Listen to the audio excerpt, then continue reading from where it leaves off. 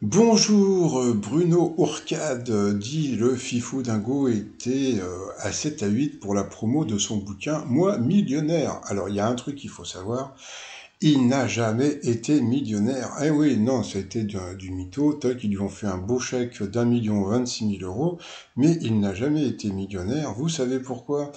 Il a touché 700 000 euros en cash, en sous-sous, en pépette, d'accord? Le reste, ça a été 9 voitures, 9 consoles, 9 ordinateurs, 9 télés, 9 trucs qu'il a revendus à perte. Donc, quand il calcule vraiment, il a dû gagner, allez, peut-être 900 000 ou j'en sais rien, plus tous les cadeaux qu'il a fait. Mais bon, c'est pas grave. Donc, bon, moi, comme vous le savez, je l'appelle le plus grand champion de tous les temps parce que franchement, donc, j'avais trouvé que la production avait fait très fort parce qu'en plein Covid, il n'y avait pas du tout de public.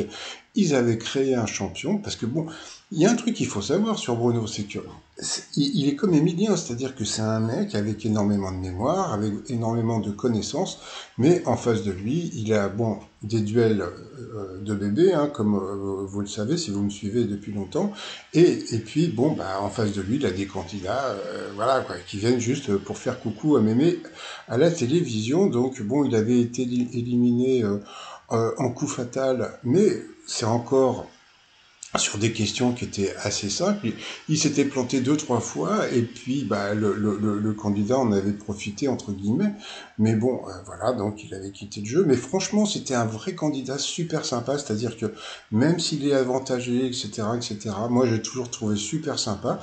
C'est vrai qu'il avait beaucoup de culture, et puis dans l'interview de 7 à 8, il m'a beaucoup fait rire, parce que bon, bah, il a dit qu'il avait beaucoup de sujets de prédilection, comme la mythologie, etc., etc.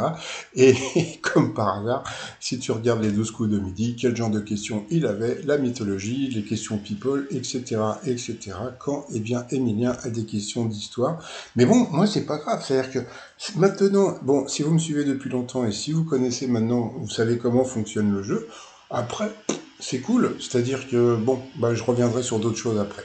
Bon, sinon, Bruno, je le kiffe, voilà, j'ai toujours kiffé Bruno, j'ai toujours trouvé très sympathique, très drôle, génial, avec énormément de culture. N'oublions pas qu'il avait été un grand champion de l'émission de Cyril Ferraud avec un de ses potes.